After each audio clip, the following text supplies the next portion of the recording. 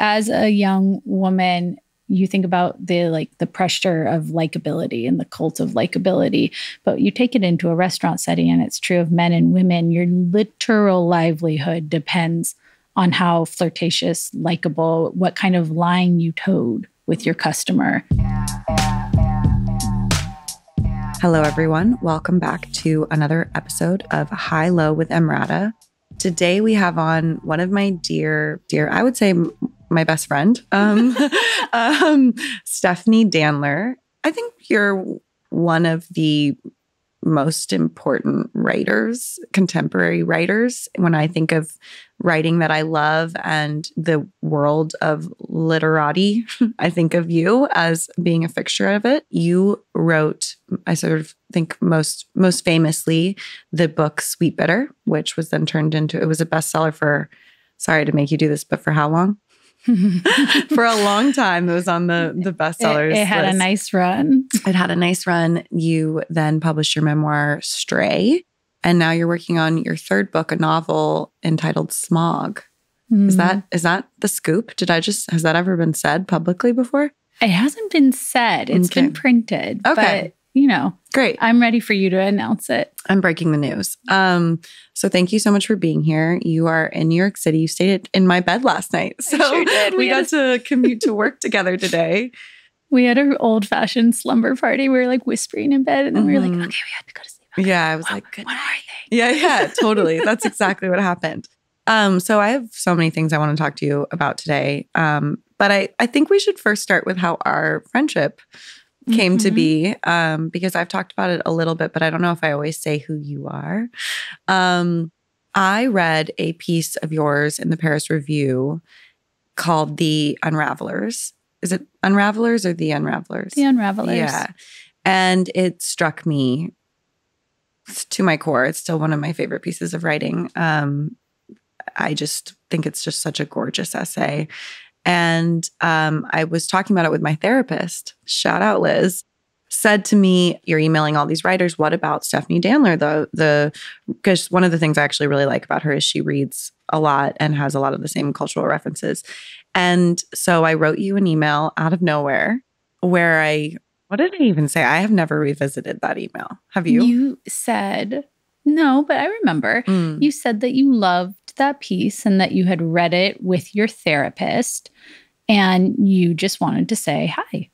Okay. You didn't ask for anything. You were just kind of trying to establish a hello, I'm a fan of your work. Right. And I screenshot it and I sent it to my sister and I said, do you know who this person is? So funny. And she was like, you're a moron. Well, and it turned out I had met your sister in New York in 2013 or something. Yeah, right? She responded with a photo of the two of you at a party. So funny. And I responded, and at a certain point, you said, I'm working on something. Would you be open to reading? And I said, absolutely. Which someone who was profiling you asked me if I do that often. She was like, so Emily reaches out and asks for you to read some of her work. Like, is that something you do? And I think she might have been implying that there was a kind of like favoritism or like that I was excited by who you were. But I actually do that fairly often. Yeah, I know that about you. It's really generous. I will read a work in progress for former assistants who are trying to write their spec script or people who want to send me a chunk of their novel. And so it wasn't totally random and out of the blue. I was like, yeah, of course, I'll take a look. Well, that's such a huge thing. I myself, a lot of people had told me people don't read writing. You can send it to agents, you can send it to whatever. Doesn't matter who you are, or even if you are a brilliant writer, people just don't take the time. They'll say they're excited and then they'll forget about it. And I did experience a lot of that. So it's really cool that you did it. And honestly, now I have even noticed people sending me their writing. It actually takes a lot of effort to remember to read it and, think about it. And so it was very generous of you because you were also pregnant. Very pregnant. And you were soon to be pregnant. But we didn't know that yet. No. We were a couple months away from being pregnant at the same time. And was it the pandemic? Coming. It was January of 2020. Okay. So the pandemic happens And I'm writing this book still, and you have just had a baby. And you wrote me a really nice email, and I think I waited a minute to respond, and you wrote a follow-up. I just remember was quarantined with some people, and I came downstairs and like went outside and was like, you guys, I got this email from Stephanie Danler, the writer I admire so much. She's so amazing. And I was reading pieces of it. So it's funny how impactful that was. But I didn't really expect to be your friend, to be totally honest. No. Yeah. No. That took on a whole life of its own. And I think it had something to do with you getting pregnant. And I think it had something to do with you going into the publishing world and a deep dive on your book and not knowing that many writers who you could just chat with sort of the logistics of the business with. That was huge for me. I remember talking to you when I was going to sell my book and saying, I don't know how you feel about this, but I would like to know what the standards are around money, basically, in publishing. What should agents be commissioning? What is the kind of deal I should be expecting? Can you give me some hard numbers, which I've talked about before publicly, how important I think it is for women to talk to each other about what they're making, because it's the only way that we can change the salary gap and also advocate for ourselves. And I was really pleased that you were willing to do that. And I remember that some of your friends who are on the more famous end of the writing spectrum were just like, I don't know. Yeah. So I asked other basically celebrities who had sold their books, and they were like, yeah, no, I don't know. I was shocked by how little they understood the business, even people who had done really large book deals. Yeah. I think when it's not your main industry, it's easier to forget about it. But this is my life. And I take it really seriously to understand how I'm going to be paid, when I'm going to be paid, who is taking what out of my paycheck. And I think that's probably not true for people of their level. Well, this is a perfect segue to you and your career and how you got to be a professional writer, somebody who writes for a living, who writes books. You also write for TV.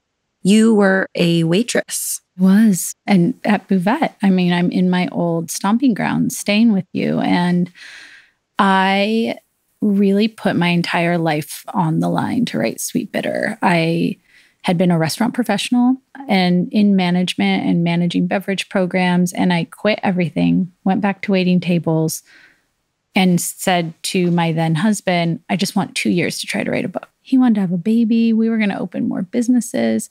And I was like, I'm this close to becoming that woman who sobs at the bar about the life that she didn't have if I don't try. Oof. It's real. I just saw it. I saw myself in my 40s and my 50s just being like, I had this idea for a book. I never did it. My kids, and I just didn't want to leave anything on the floor. And so I took out a bunch of loans. I went to graduate school.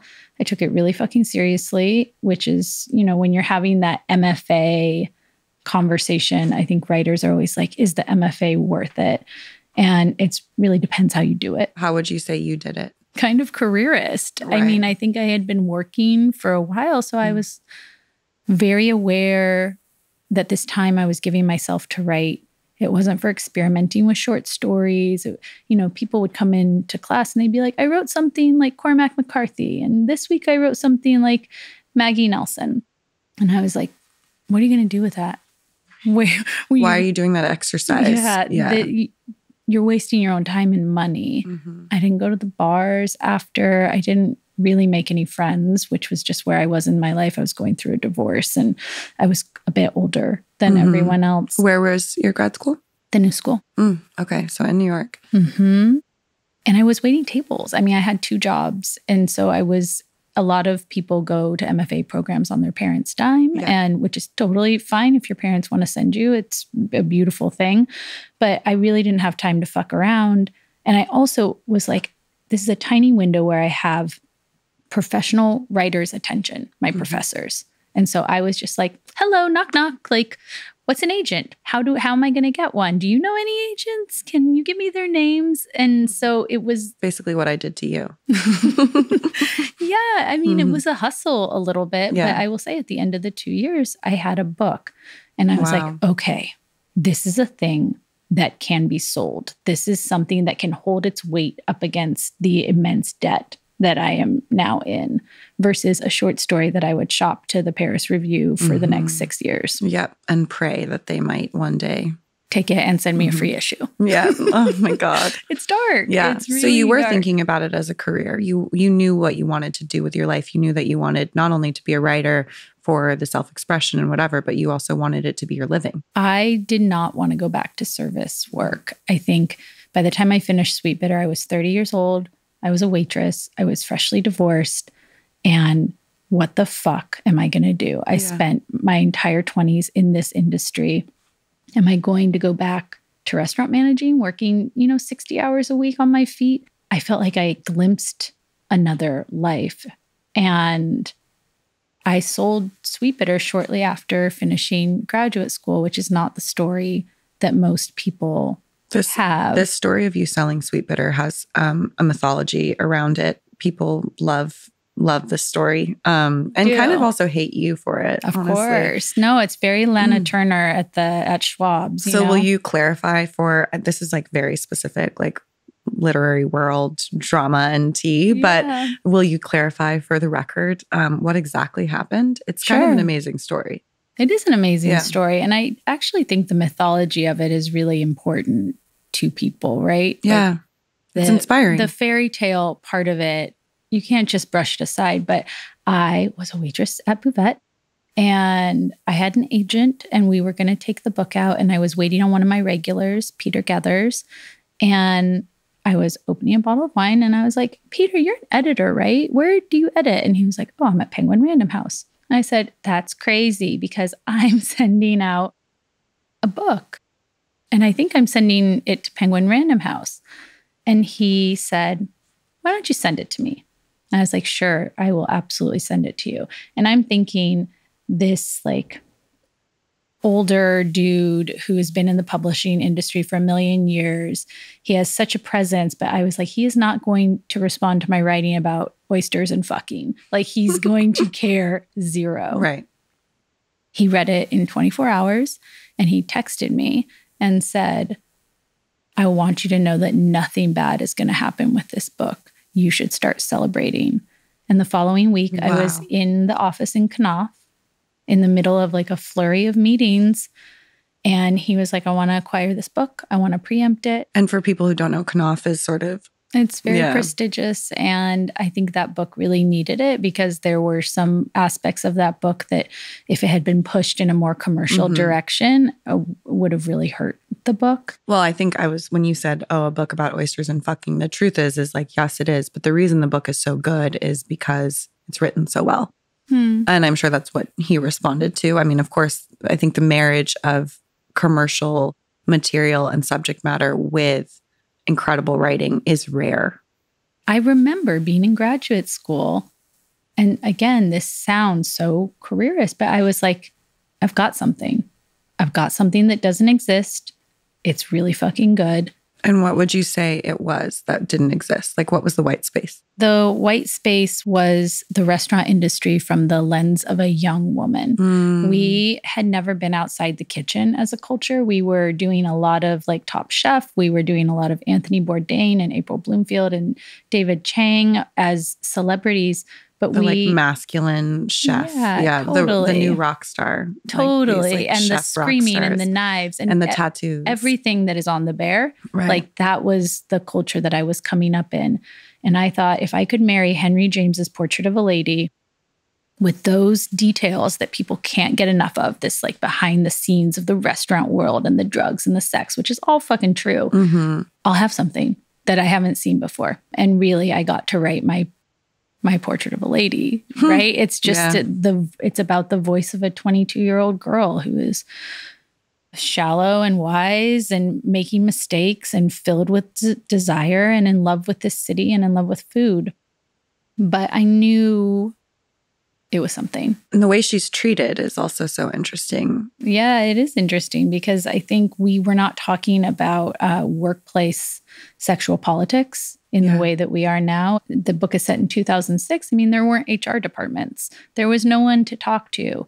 And I was having sex with my boss and we ended up getting married. But it was very Wild West. It was very like Coke in the bathroom off your wine key knife. And I don't know that it's like that anymore.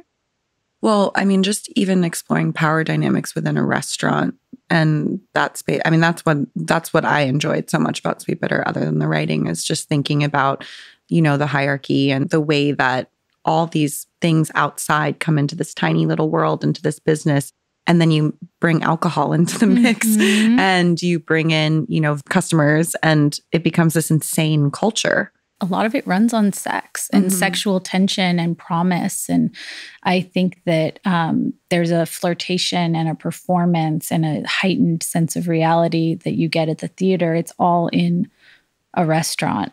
And then at the same time, if you are a 22-year-old girl who doesn't know your mind yet, what's that experience? In my experience, it's being told who you are by a bunch of people, being told who you are by older women, by a bartender that you're obsessed with, by the sweet guy who really wants to date you. You're unformed. You're building an identity off of the way you're perceived. Yes. Yeah. I mean, that's true for a lot of, I think all young women.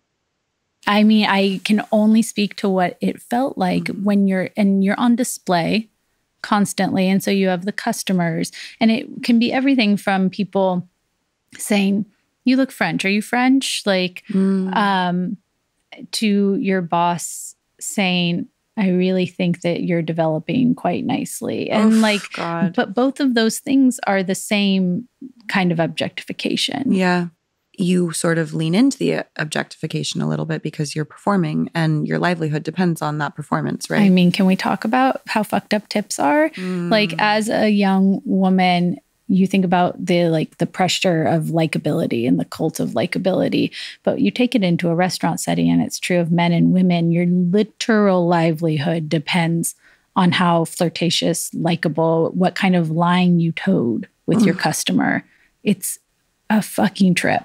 Did Lisa ever tell you the story about Lisa Tadeo? Our mutual friend. Our mutual author friend. Of 3 Women. Everyone should read that. Brilliant writer who I adore forever.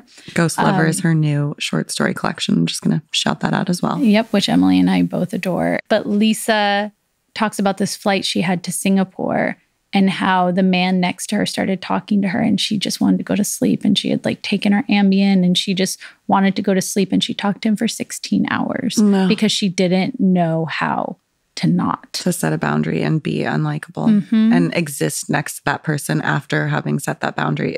She would rather torture herself for 16 hours. Absolutely. And when she told that story, I was like, this is my entire life. Oy, oy, oy. I mean, when did you know that Sweetbitter was a hit? When did you know, okay, my life is going to actually change? I knew it was a hit when they wanted to pay me real money. Yeah. You know, I think the average book deal hovers somewhere between $30,000 and $60,000. And I really never let myself dream of a book deal that would take me anywhere into the 6 figures. And when I made enough money off of Sweetbitter to quit waitressing, it's very emotional. I'm just like, I won the lottery. I've been saved. I saved myself. And everything after that has just been a cherry on top, meaning the bestseller run and the touring and the television show. That was the defining moment of my life. I have put my blood, sweat, and tears into this book, and I'm going to be paid. And I think I was paid fairly, even though it was a lot. And I got a lot of heat because of that, because the discrepancy in book publishing is appalling. But that moment, and I told you this when you were writing My Body, I was like, you are going to be a writer. No one can take it away from you. A negative review can't take it away. A book that sells 12 copies can't take it away. I'm emotional. Yeah, it's the biggest fucking deal. Yeah. And we writers are always talking about what we want and dreaming. And I remain a person who just wants to be able to write. I just want to keep publishing books. I truly don't ever want to publish a book again because I find the experience horrific. But you told me, you warned me about that too. Yeah. I mean, but it's like having a baby. Yeah, you can only tell them so much. People don't understand. Well, yeah. I mean, also you being able to come out of waitressing, I feel like this speaks to your second book, memoir, entitled Stray, which is beautifully written, but it is a memoir about your childhood. And you did not have a safe space. You did not have a safe childhood. Do you think that's fair to say? Yeah, definitely. A lot of chaos, a lot of instability. My parents are addicts and were active addicts in my youth. And it was very wild. Yeah, it's very wild. And I think that that also speaks to why you were so determined and, to use your word, careerist when it came to writing, because you knew you had a skill and you knew if you honed that skill, you could guarantee a certain amount of safety in your life that you hadn't had before. Yeah, absolutely. And I think that not having a safety net is one of the graces of my life. As much as I struggle with it now that I'm a mother, wanting to give my children a feeling of safety in the world, my lack of it, I mean, that's why I'm not a drug addict. Yeah. That's why I praise baby Jesus, have married two nice men in my life, not the abusive, terrible men in my life.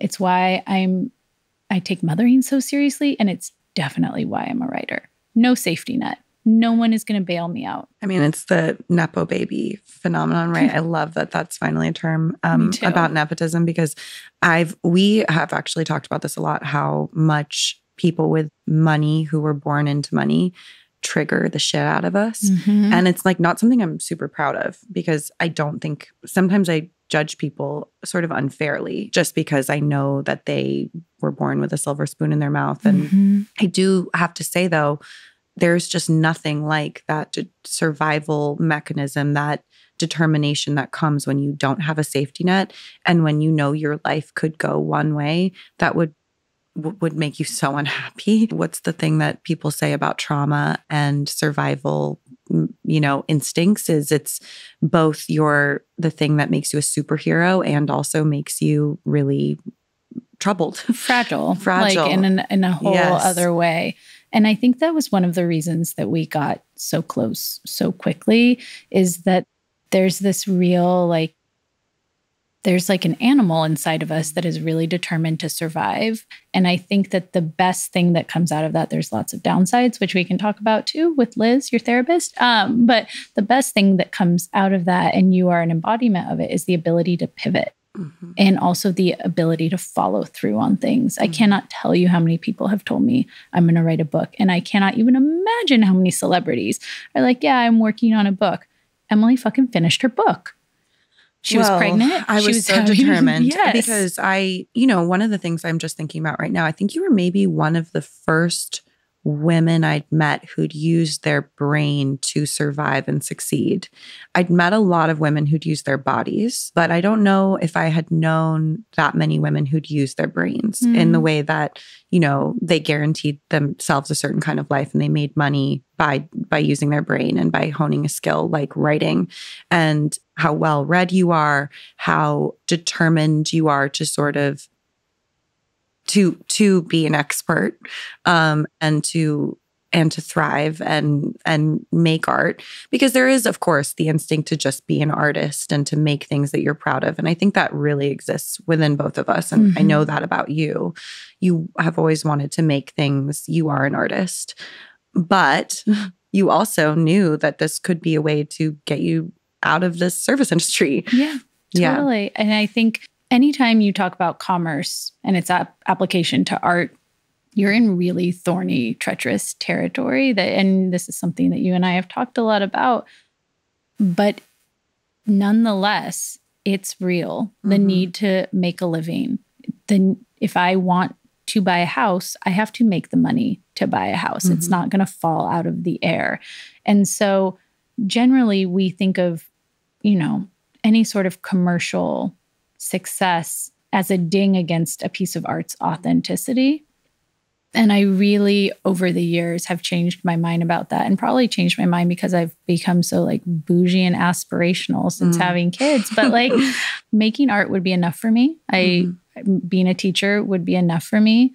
But I want things for my family. I want the ability to travel. I want I mean, you want to enjoy your life in a certain way. Yeah. And I grew up so scared of money, and I just don't want my kids to be terrified. My mom had such, and it's in the book, it's in Stray, we would go shopping and she would have to pull over on the freeway because she was crying so hard because she was so scared about the money that we just spent. And that lives in me. Mm-hmm. And I'm trying to change that story as well as make art. Yes. You are facing the same very practical concerns of like, how do I create the life that I want for myself? No one will give it to me. Yeah. And I can never rest. Yes. And I think when I was writing the book and even, reaching out to you and other writers, it felt really important to me. I was determined because I knew that the life that I had built through commodifying my image and my body hadn't brought me fulfillment and hadn't brought me power in the way that I wanted to be a creator, to be an artist versus a muse. I did have something to prove, and I was so determined. But I mean, that's why, I think our friendship or our relationship would have still been very special to me in a different way had I just gotten that if you're asking me that if you're a writer, you are a writer, which is what you wrote to me in the email. And I think it was like something switched in me, and it stopped being about so much what I had to prove, but it gave me the validation and the confidence to believe that I could use my brain as a way to guarantee a life, and not just as making money, but as somebody who creates things and makes things and directs. It felt like the most exciting thing and the most hopeful thing I'd ever heard. Yeah, your whole journey is incredibly moving to me. Thinking about you working on that book and watching I always say that like writers are made during the revision process. Like it's not that thrilling first 20 pages where you're like, I'm a fucking genius. Yeah, Jesus Here Christ. I go. If only it was. No. And I watched you revise and kill your darlings and cut pages. And that I didn't know that when I wrote You Are a Writer. I meant you understood how literature works, and you understood voice, and you understood how to tell a story. But you're a writer. I love editing. Yeah. I like being brutal. I like revision. I like notes. I love taking a note. And I mean, even my own notes. It is interesting, that kind of determination and how that coincides with being an artist and making art. I think that's people don't talk about that enough because we are so focused on like capitalism and like the grind of that versus, I'm just somebody who my passion is, creating things. And I think it's really refreshing to have a woman in particular talk about how those two things intertwine. And Joan Didion actually talked about this, where she was like, you start a book and you want to make it perfect. I'm going to butcher this quote. Mm-hmm. You want to make it perfect, and then you are on page 2 and you've already ruined it. It's over.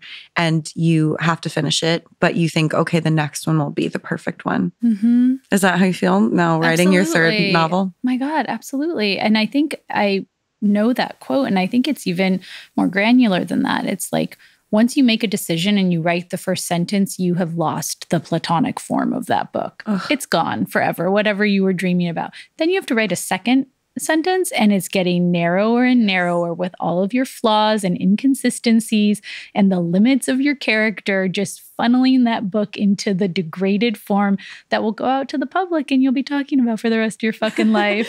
Well, one of the best advice you gave me was when you said a book is a moment in time, because I remember I had that moment right before I was turning it in where I was like, I hate it. Yeah. I think it's all bad. I think I wish everything about it was different. I'd been working on it for years and I just fucking hated it. I couldn't believe it. I reread it and I was like, I give up. It's not good. I don't like any of it. And you were like, listen, sis, sit the fuck down, shut up. You wrote your book. It's not what you think it is. You're in a moment, but also just accept that it's just never going to be perfect. And it's a moment in time. And that is what you did right then. Mm-hmm. So looking back at Sweetbitter and Stray, what's that like to look at those moments and times? I am really proud of Sweetbitter because I think it built my life.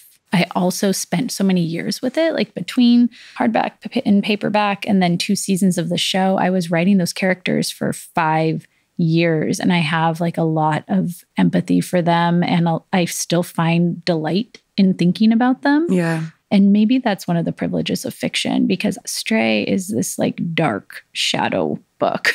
What do you mean?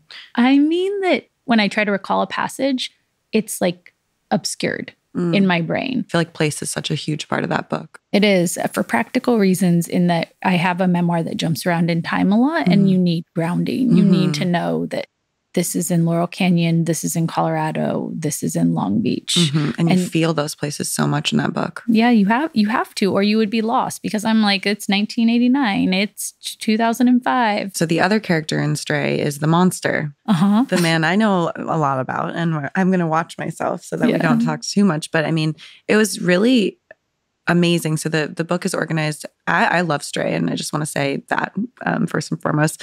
But it's organized as mother, father, monster.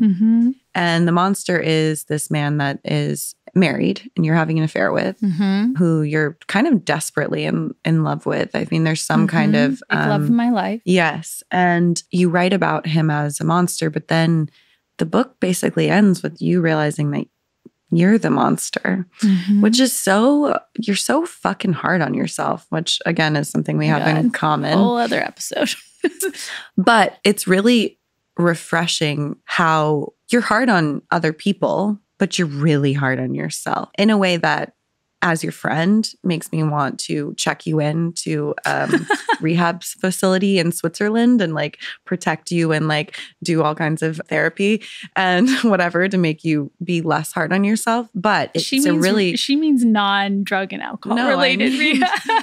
I mean a rehab where, like a mental rehab. Yeah, where we can like cleanse your soul and your brain so you're not as hard on yourself. But it makes for really great writing. And I think being hard on yourself is an important part of writing, because if you're not honest about yourself, then you're not going to be honest about other people. Well, the reader won't trust you, right? I think when you're writing a memoir in which you are airing the secrets and pointing out lies and talking about the like deep damage of other people, you better be ready to look in the mirror with yourself. And you and I talked a lot about this when you were writing My Body, because yes, there are the men and there are the villains in that book. And I mean that they're true villains. But you also, that entire book is you turning a mirror to yourself, the mirror that you hold up at the very end of the book in the last passage to while you're giving birth. Like, the entire book is a mirror. And how have I participated in this system? Why did I participate in this? Am I going to change? Like, there's a big ongoing question over My Body. And yes, it's hard on myself to be like, I'm the monster. I'm the moron who chases a married man for 2 years, who believes someone who lies to them over and over and over again. Isn't that like one of William James's definition of insanity, is like expecting a different outcome from the same situation? But we do that so often, so frequently. I mean, yeah, of course. So I guess we're all insane. Totally. Yeah. Magical thinking. Another thing you and I talk about a lot. But the end of that book, what freed me was taking personal responsibility for what I had done. As long as I was the victim, I was trapped in a cycle. And the minute I could say, you are doing this to yourself, change became possible. And so that is the most hopeful moment in the book. Yes, a lot of people who love me have been like, that book is so hard on yourself. And I don't think it was at all. I think that it was just very honest about a low point in my life. And I think it's difficult for people who know me and see me. I'm like a high functioning person, to hold space that I also contain that. I contain like... I think even how you're putting that is being too hard on yourself. Oh my God. Sorry. This is what she does after 2 martinis, and now she's doing it here. She's like, listen to me. It's true. I do. I mean, just you even saying like, oh, for people to recognize that I am such a monster. It's like, bitch, shut up.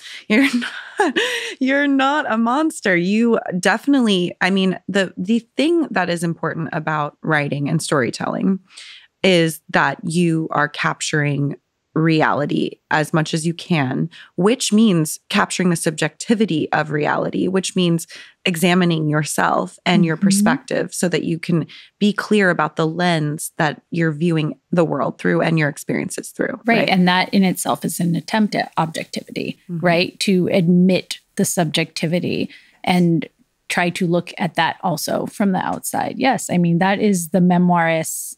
And I think journalists too. I think that anytime the I is a real character and you're claiming to represent a version, some kind of reality, that's what you're struggling with. Yeah. I have a book of nonfiction that I also sold with Smog that is going to be like a culinary book about Spain. And my editor was like, just one thing about the Spain book sounds great. Could you just be like less hard on yourself? Can it be a little lighter? Wow. And I was like, oh, yeah. No, it's just about sherry. It's just about drinking. I was going to say, is that true? I'm pretty sure that's a lie. I'm pretty sure it's definitely not about sherry. And you're going to be so brutal and you're going to be talking about motherhood. And you're going to be talking and marriage and motherhood. And those are real things. Of course. I mean, that's what's going to make the book special. So she should be careful what she asks for. I've read your book proposal. Congratulations on Smog. Thank you. It is interesting to read you lean into fiction because Sweetbitter is thinly veiled fiction. I mean, there's so much of you in that book, and Sweetbitter is just you completely raw. Is Smog and the desire to write fiction like a response to Stray, or? I think every book you write is a response to the last thing you did. I think as writers, we want to challenge ourselves. We're like, okay, I did that. What else can I do? And so I wanted to write a voice that was not a woman on the verge of like becoming herself, because that is what the last two books have in common. The voices are very different. Like they are. Tess in Sweetbitter is a character. She's very young, and Stray is much closer to my nonfiction voice, which is a little bit not as innocent as the character I was writing in Sweetbitter. Yeah, jaded, whatever you want to call it. Whichever. And I really was Smog. I wanted to write a male point of view. I wanted to write it's narrated by an old man who I feel like is a part of me in the way that in Sweetbitter, I feel like Simone, the 38-year-old waitress, was me completely. And Howard, the predatory manager, was me completely. And that's it. I mean, I'll be interested if you ever try fiction. It's a totally different impulse. But I was a little burned. Nothing bad happened with Stray. It's a lovely book and it has had a beautiful reception.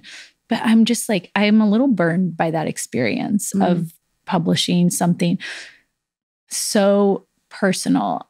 And I don't want to be reductive about it because it's not like, oh, I exposed myself. Like we all expose ourselves online constantly.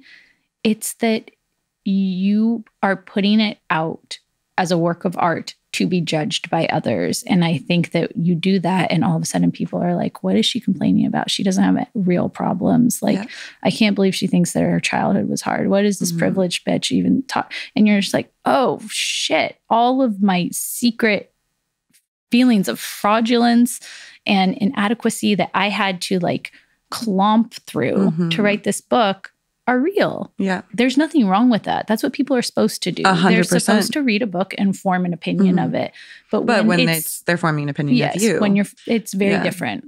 Yeah. I mean, listen, it's something that people have talked about a lot around my book. I mean, it's titled My Body because it's written about my experience in my body, which, doesn't mean that I'm factoring in other people's experiences and their bodies. And maybe that book will exist or that piece of writing in the future, but it was definitely, I knew it was actually my greatest fear, but also the thing I knew was going to happen was people saying like, God, she's so up her own ass.